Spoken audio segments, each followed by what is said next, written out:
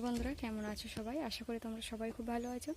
বংনেচার টুকি চ্যানেলে আমি রত্না চলে এসেছি আবার একটা ভিডিও নিয়ে। আজকের ভিডিওটা এখান থেকেই শুরু করছি, কারণ আজকে একটু কাজ আছে, ওই জন্য আগভাগে মুরগির খাবারটা দিয়েই তারপরে কিন্তু কাজে বসবো। তো কাজটা কতদূর শেষ করতে পারবো জানি না, তো আগে এইগুলো কাজটা সেরে নিই, না হলে যা মোরগ আছে বিচ্ছিরি চিল্লায়। এক করে নে, চল যা, ধর ধর ধরে নে, চলে যা যা।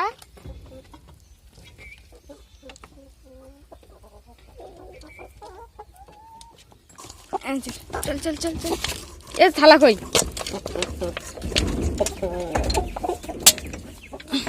যা, যে এর মধ্যে ছোট্ট, এর মধ্যে একটা বাঁদর আছে, প্রচুর কামড়ায়। স্যার থালাটা নিতে দে আমার।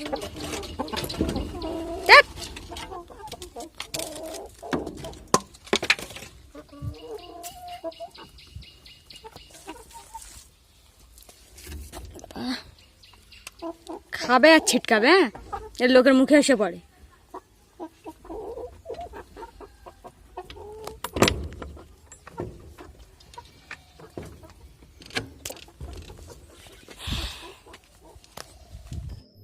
তো এখন এই যে হাঁড়ি টাড়িগুলো খাবার নিয়ে এসেছিলাম, সেগুলো কিন্তু ভিজিয়েই রেখে দেবো, কারণ ওগুলো একেবারে পরের দিকে মেজে ঘষে নেব। এখন আর সময় যত নষ্ট করবো তত দুপুর হয়ে যাবে, কাজটা আমি শেষ করতে পারবো না। তো সেই জন্যই দেখো এগুলো রেখে দিয়ে আর চলে যাচ্ছি। তো এই যে এখন চলে এসেছি কাজে। এই যে শাড়িগুলো দেখতে পাচ্ছ, এই শাড়িতে কিন্তু ফলস লাগাবো। তো তার জন্য হচ্ছে আমি সূচ কিনে এনেছি। একদিন প্যান্ট সেলাই করতে গিয়ে সূচ এমন বেঁকা বেঁকেছে যে আর কিছু সেলাই করা যাবে না। তো ওই জন্য দেখো এই সূচ এনেছি, মোটামুটি 3টে এনেছি, 2 রকম সূচ, এটা সরু আর এটা মোটা। তো সরু সূচ দিয়ে ভালো মানে ছোটো ছোটো সেলাই উঠবে আর কি, ওই জন্য। তো 2টো শাড়ি আছে, এই যে একটা শাড়ি আর এই একটা শাড়ি।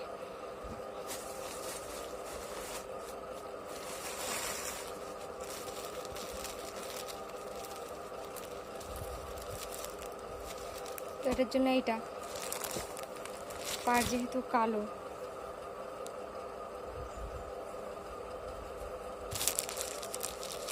পাড় কালো হলেও আগে থেকে দেখে নিতে হয়।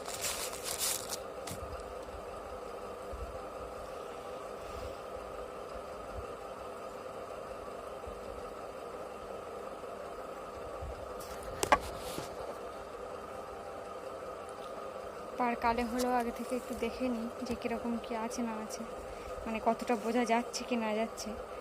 তো শাড়ির সাথে এটা দিলে কতটা বোঝা যাবে না, মানে একদমই বোঝা যাবে না। তো এর জন্য এটা আরেকটা বেছে নিই।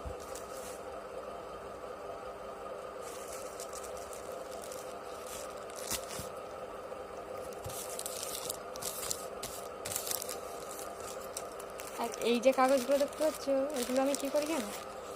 এই যে বাইরে যে বাল্বগুলো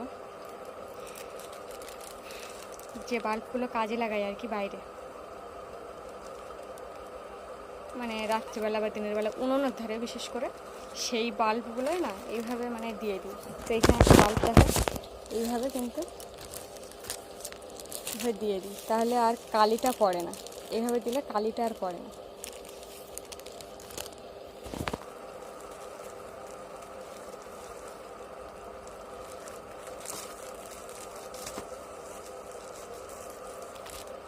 তো এই কটাই এনে রেখেছি, বেশি আনা হয়নি ফলস।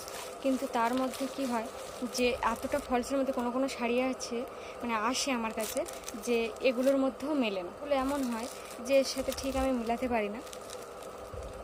তো এখন এইভাবেই মানে মিলিয়ে দেখতে হবে কোন কালারটা আছে আর কোন কালারটা নেই। তো একটা কালো পেয়েছি, ডিপ কালো, ওটা ডিপ কালো ছিল না, এই হচ্ছে ডিপ কালো।